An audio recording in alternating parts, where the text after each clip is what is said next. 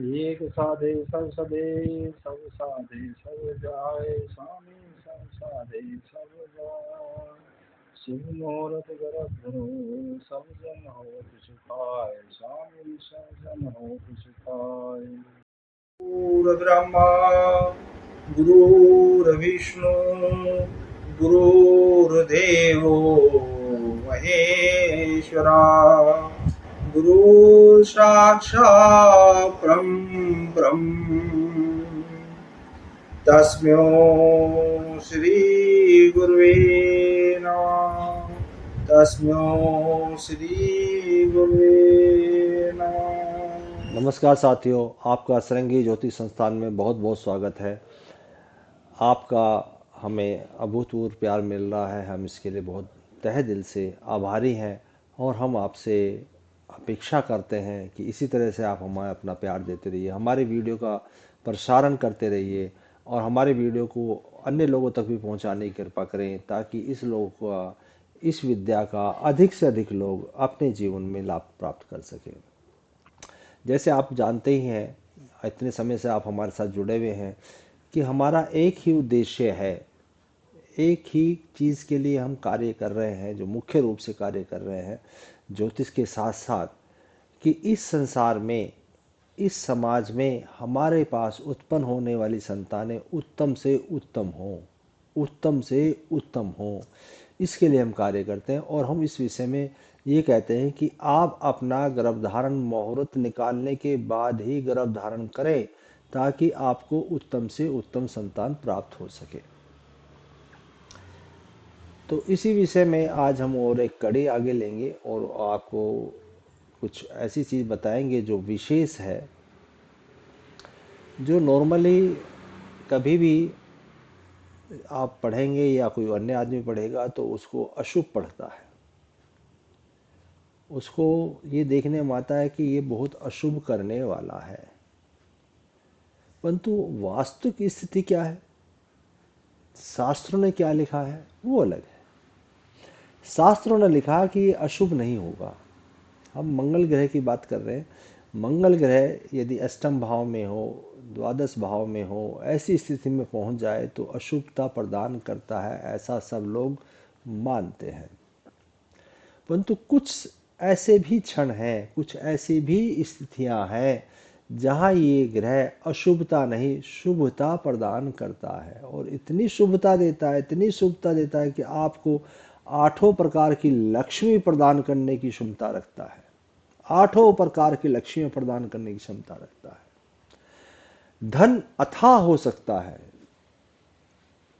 और यदि इसके साथ में राहु जैसा कोई ग्रह और भी आ जाए उस समय में तो इनकी गणना करना असंभव से ऐसा ही हो जाता है कि कितना धन होगा किस व्यक्ति के पास में नहीं की जा सकती, कितना ऐश्वर्य होगा नहीं पता किया जाता, कितनी सुख संपत्ति होगी नहीं पता किया जा सकता, क्योंकि बहुत होता, अथाह होता है। और ये सब कार्य वो नैतिकता से प्राप्त करता है, कहीं पर भी अनैतिक नहीं होता है। ये इसकी विशेषता है जो मैं आपको आज बताने जा रहा हूं। परंतु ये ध्यान रखिए कि हमारे पास में गर्भ धारण करने के लिए जो महीना हमें मिलता है उसमें प्रतिदिन हमारे पास में 700 से अधिक मुहूर्त उत्पन्न होते हैं। एक महीने में 8600 से अधिक हमारे पास में मुहूर्त होते हैं। फिर भी हम मुहूर्त का चयन ना करके जो गलती करते हैं वो प्रभु ही जाने, उसका फिर आदमी किस तरह से पूरे जीवन कभी कभी पश्चाताप भी करता है और कभी कभी अपने पितरों की कृपा से, अपने देवों की कृपा से, अपने बड़े लोगों की कृपा से, किसी के आशीर्वाद से कभी कभी शुभ संतान भी प्राप्त हो जाती है। परंतु अधिकतर ये देखने में आता है कि शुभ संतानों की अपेक्षाएं दुखदायी संतानें अधिक पाई जाती हैं, ये देखने में आता है। तो जो माता पिता को कष्ट दे रही हैं, जो माता पिता जिनसे दुखी हैं, उन संतानों की गिनती अत्यधिक है उन संतानों की अपेक्षा है जो माता को संतुष्टि देती हैं, सुख देती हैं और आनंद प्राप्त कराती हैं। हमारा उद्देश्य यह है कि संसार में सभी माता पिता, सभी मनुष्य जो हैं, सभी दंपति अपनी संतान से सुखी हों, खुश हों, प्रसन्न रहें और जितना भी अच्छे से अच्छी संतान उनके समय में उत्पन्न की जा सकती है, जितनी भी अच्छी से अच्छी संतान उनके समय में उत्पन्न की जा सकती है, उसको वो उत्पन्न करें। क्योंकि संतान को उत्पन्न करना का जो दायित्व है, जो कर्म है, वो प्रभु ने हमारे हाथ में दिया है।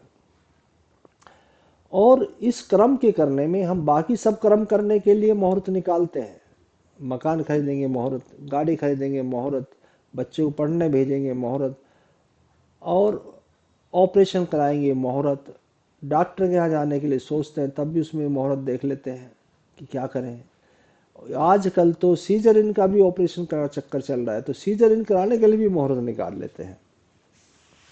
परंतु जो मूल सिद्धांत है, जो मूल रूप से जानना है, उसका कोई भी मुहूर्त निकालने के लिए तैयार नहीं है, उसको जानने के लिए तैयार नहीं है। मेन रूप से जो हमें जानना है, जो हमें मुहूर्त निकालना है, वो निकालना है गर्भ धारण का, कि हम गर्भ धारण कब करें। ये मेन मुहूर्त है। यदि हमने शुभ समय में गर्भ धारण कर लिया तो हमें अच्छी संतान प्राप्त होगी ही होगी, क्योंकि इसकी गणना की जा सकती है। शास्त्रों में इसकी गणना लिखी हुई है। 272 दिन से लेके 292 दिन के अंदर ही संतान की उत्पत्ति होती है। यानी कि इस 20 दिन की गणना करना कोई बड़ा कार्य नहीं है, किया जा सकता है। अगर आप ये कार्य करके संतान को धारण करेंगे तो निश्चित रूप से आपको शुभ संतान प्राप्त होने की प्रभु की कृपा आपके ऊपर होगी। क्योंकि जब हमें देखते हैं कि हम सभी कार्यों करते हैं और शुभ समय में करते हैं, शुभ मुहूर्त में करते हैं, तो हमें प्रभु की कृपा प्राप्त होती है। तो अगर ये भी करेंगे इसमें भी प्रभु की कृपा प्राप्त होगी। परंतु इसको करने के लिए जैसे हम लोग हर महीने मुहूर्त देते हैं कि ये इस दिन का मुहूर्त शुभ है, इस दिन में ये कराया जा सकता है, पर उस दिन के अंदर भी 720 मुहूर्त और होते हैं जो सूक्ष्म मुहूर्त हैं, जो उसमें नहीं दिए जाते हैं। तो आपको व्यक्तिगत मुहूर्त निकालने के लिए संस्था से संबंध स्थापित करना चाहिए। संस्था से संबंध स्थापित करने के बाद में आपको व्यक्तिगत मुहूर्त दिए जा सकते हैं और उनसे उम्मीद करेंगे, उनसे हम प्रभु से प्रार्थना करेंगे कि आपके यहाँ शुभ संतान की उत्पत्ति हो। तो चलिए आज हम अपने वीडियो को आगे बढ़ाते हैं। इस एक सूत्र को हम आपको बताते हैं कि जब भी, इस सूत्र लिखा है शास्त्रों में, जब भी मंगल ग्रह धनेश को देखेगा, तृतीय भाव को देखेगा या तृतीयेश को देखेगा, धनेश को देखेगा और तृतीयेश को देखेगा, तो ये योग उत्पन्न हो जाता है। जहां पर मंगल अथाह धन देता है, बहुत धन प्राप्त कराता है, 8 प्रकार की लक्ष्मी देता है, जहां आपकी सब तरह की चिंता का हनन कर लेता है। अब ये युक्ति बनती कैसे है, ये कहाँ कहाँ बन जाती है, इसका थोड़ा सा हमें चिंतन करना होगा। अगर हमने वो चिंतन कर लिया तो हमें पता लगेगा कि भाई जिन चीज़ों को हम अशुभ जानते थे वो चीज़ें हमें शुभता प्रदान कर रही हैं, जिनको हम अशुभ मानते थे वो हमें शुभता प्रदान कर रही हैं। क्या सूत्र है? मंगल धनेश को देखे, तृतीय भाव को देख ले और तृतीयेश को देख ले, या तृतीयेश धनेश को देख ले, तृतीय भाव को देख ले और मंगल को देख ले। दोनों में से कोई भी ग्रह के संबंध अगर बनते हैं तो ये स्थिति बन जाएगी। धनेश और तृतीयेश और मंगल, ये दो ग्रह का यहाँ पर वर्णन है। तृतीयेश और मंगल, इन्हें धनेश को देखना है। जब भी ये धनेश को देखेंगे, जब भी तृतीय भाव को देख लेंगे, तो उसी के साथ वो व्यक्ति धनवान हो जाएगा। ये एक सिंपल सा सूत्र है।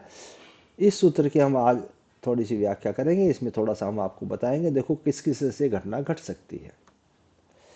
ये पहली हमने कुंडली लगाई है, ये कन्या लगन की कुंडली है। यहाँ पर मंगल अष्टम भाव में अपनी स्वराशि का बैठा हुआ है और लग्नेश लगन के अंदर है। लग्नेश भी, लगन भी मजबूत है, लग्नेश भी अपने लगन के अंदर है। अब यहां से मंगल द्वितीय भाव को देखता है, यहां से मंगल तृतीय भाव को देख रहा है, यहां से मंगल द्वितीयेश को भी देख रहा है और मंगल स्वयं तृतीयेश है। तो इस स्थिति में यदि किसी जातक की कुंडली में स्थिति बनती है तो ये जातक धनवान होगा।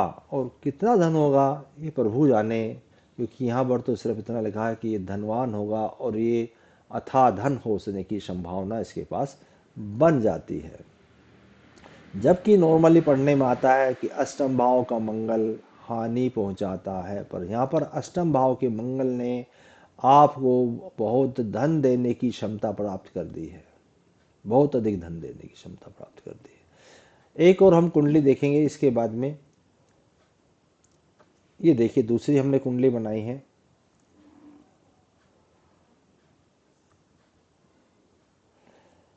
इसमें लग्नेश मंगल है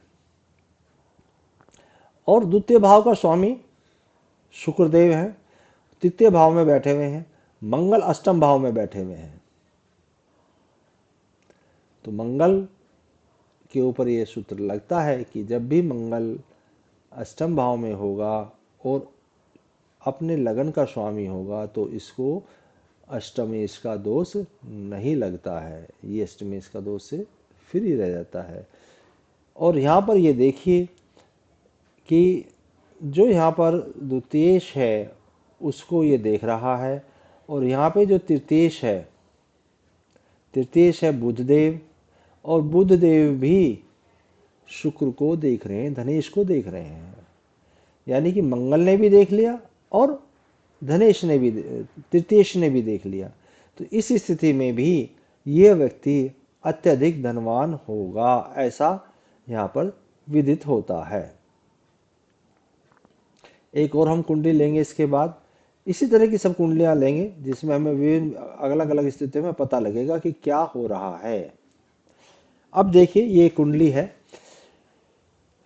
ये मकर लगन की कुंडली है, शनिदेव इसके स्वामी है मकर लगन के, और शनिदेव इस कुंडली के अंदर द्वितीय भाव के भी स्वामी हैं, इसके द्वितीय भाव के भी स्वामी हैं। और तृतीय भाव के स्वामी यहाँ पर जो है बृहस्पति देव है। तो बृहस्पति देव और शनि देव की युक्ति को अच्छा नहीं माना जाता, बृहस्पति देव और शनि देव की युक्ति को अच्छा नहीं माना जाता। परंतु यहाँ पर क्योंकि ये धनेश है और ये तृतीयेश है और इस षष्ठम भाव में बैठे हुए हैं, परंतु ये मंगल से दृष्ट है। मंगल क्या है, एक हमारे पास में बताया गया है, तो मंगल देखे या तृतीयेश देखे।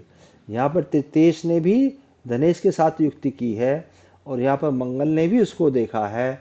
इस स्थिति में जबकि षष्ठम भाव में युक्ति बन रही है, उसके बावजूद भी मंगल स्वयं 12वें भाव में बैठे हुए हैं, उसके बावजूद भी मंगल यहाँ से तीसरे भाव को भी देख रहे हैं और मंगल यहाँ से धनेश को भी देख रहे हैं और तृतीयेश धनेश के साथ युक्ति में है। इस व्यक्ति के पास में अथाह धन होगा ही होगा, इसमें कोई संशय नहीं है, अथाह संपत्ति के मालिक ये बनेंगे। एक और कुंडली हम आपसे लेंगे आगे, ये देख लीजिए, इसी की चर्चा करते हुए आगे बढ़ते हैं। ये हमने कुंडली वृषभ लगन की ली है। वृषभ लगन के अंदर दूसरे भाव के स्वामी बुधदेव होते हैं, दूसरे भाव के स्वामी बुधदेव रहेंगे, तीसरे भाव के स्वामी चंद्रदेव रहेंगे। चंद्रदेव यदि सप्तम भाव में हो तो वो, और मंगल, सूर्य और बुध मेष राशि में हों, उच्च के हों, सूर्यदेव उच्च के हों इस स्थिति में, तो ये तृतीयेश द्वितीयेश को देख रहा है, जबकि छठे भाव में बैठा हुआ है, हानिकारक दिखाई देगा। जस्ट आप जैसी कुंडली खोलेंगे तो आपको हानिकारक दिखाई देगा, परंतु छठे भाव में बैठा हुआ मंगल तृतीयेश जब धनेश को देख रहा है, तब मंगल यहाँ पर बैठा हुआ है भाग्य भाव में, और ये देख रहा है तृतीय भाव को, और ये देख रहा है यहाँ से धनेश को। तो जब धनेश को मंगल और तृतीयेश देख लेते हैं तो यह युक्ति बन जाती है, और इस युक्ति में अथाह धन मिलता है, वैभवता होती है, संपन्नता होती है। ये युक्ति किसी भी भाव में बन जाए, कैसे भी बन जाए, तो ये हमें फलदायक होती है। तो मंगल से घबराना नहीं। मंगल हमारा 12वें भाव में गया, मंगल हमारा या 8वें भाव में गया हुआ है।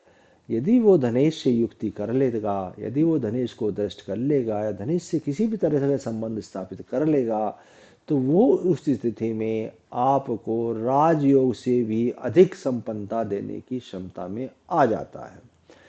तो इस बात का विशेष ध्यान रखने की आवश्यकता है, और ये कुंडली में साधारण रूप से बनते रहते हैं। अगर आपकी जब हम लोग गर्भ धारण संस्कार निकालते हैं, गणना करते हैं, अगर हमें कभी भी ऐसा योग मिलने की संभावना बनेगी, तो हम उस व्यक्ति की कुंडली में इन योगों को सम्मिलित करने का, अधिक से अधिक योगों को जो शुभदायी योग है उनको प्रयास करते हैं, ताकि उस व्यक्ति का जीवन सदैव सदैव के लिए सुखी हो जाए। अगर आपकी कुंडली में 1 या 2 ग्रह भी शुभ स्थान में हों, बली हो, या आपको संपन्नता प्रदान करने की कोशिश कर रहे हों, तो वो ग्रह 1 या 2 ग्रह, ज़्यादा नहीं, 1 या 2 ग्रह ही होने से आपका जीवन सुखद हो जाता है, आनंदमय हो जाता है, क्योंकि उन ग्रहों की दशा, अंतर्दशा, प्रत्यंतर दशा जीवन में आती ही रहती हैं, और वो जब जब उनकी दशा अंतर्दशा आती है, प्रत्यंतर दशा आती है, तो वो आपको शुभता प्रदान करते हैं, वो आपको लाभ देते हैं। तो इस तरह से सभी व्यक्ति अपने जीवन में अथाह सुख पाने की क्षमता रखते हैं, उसमें कोई वो नहीं है, संशय नहीं है। पर होता क्या है कि हम लोग अपना गर्भधारण मुहूर्त निकालने का प्रयास करते नहीं हैं, गर्भ ठहर जाते हैं, और गर्भ ठहर जाते हैं तो गर्भ को समय पे अपना प्रसव होगा ही, उस समय की गणना की नहीं होती है। तो कई बार हमारे ग्रह जो हमें शुभता प्रदान करने की क्षमता रखते थे, वो अशुभ स्थानों में चले जाते हैं, और जब वो अशुभ स्थानों में चले जाते हैं तो हमें अधिक कष्ट होता है, हमें अधिक दुख होता है, हमें संतानें हमारा देखभाल नहीं कर पाती, संतानें हमें सुख नहीं दे पाती, हम जब दुखी होते हैं।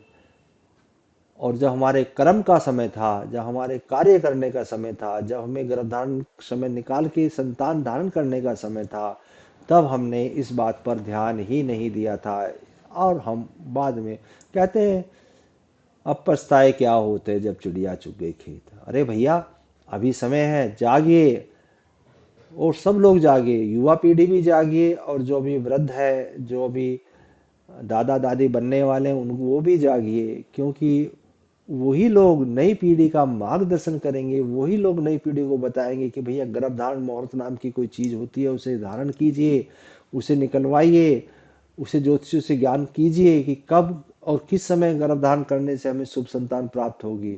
याद रखिए कि एक दिन में भी 720 मुहूर्त है, तो प्रत्येक दिन में, प्रत्येक क्षण में, अलग अलग समय में अलग अलग संतानों की उत्पत्ति होती है। तो हम आपसे अपेक्षा करते हैं आप इस ज्ञान को आगे बढ़ाइए, ज़्यादा से ज़्यादा लोगों को बताइए, ताकि ज़्यादा से ज़्यादा लोग इसका लाभ उठा सकें। और हमने इस बार दिवाली के अवसर पर ये एक छूट दी हुई है कि संस्थान से जो भी संपर्क करेगा उसको इस माह के अंदर ये 151 101 501 रुपये में ही उनका गर्भधारण मुहूर्त निकाल के उनको दे दिया जाएगा, ताकि अधिक से अधिक लोग इस चीज़ का लाभ उठा सकें।